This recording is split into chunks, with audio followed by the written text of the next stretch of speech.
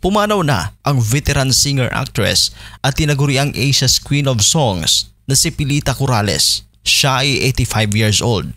Kinumpirma ng kanyang pamilyang malungkot na balita ngayong araw April 12 sa pamamagitan ng isang opisyal na pahayag.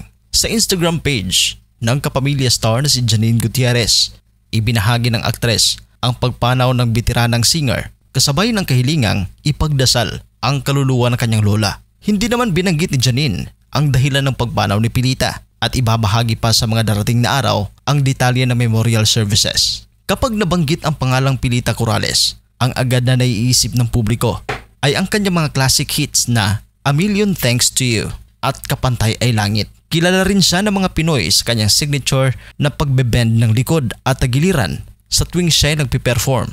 At si Pilita rin ang first ever Filipino singer na nakapag-perform full house sa Carnegie Hall sa New York City, USA. Sa mga hindi pa nakakaalam, bago siya sumikat at naging icon sa Philippine entertainment industry, ay nakilala na siya bilang singer at TV host sa Australia kung saan nakapag-record pa siya ng ilang album.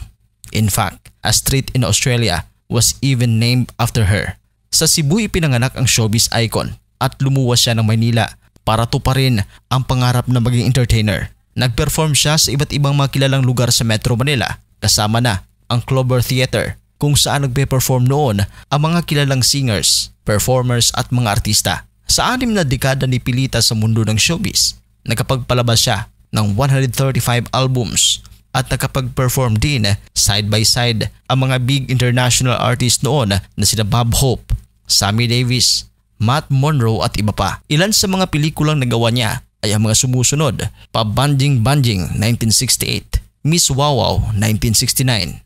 Sa telebisyon naman ay naging host siya ng The Pilita and Jackie Show, BBC2, ang bagong kampyon sa RPN 9, An Evening with Pilita, ABS-CBN, at sa kapuso sitcom na Lagot Ka, Isusumbong Kita sa GMA7. Tunay nga na nag-iisa ang Asia's Queen of Songs. Maraming salamat sa inyong awitin.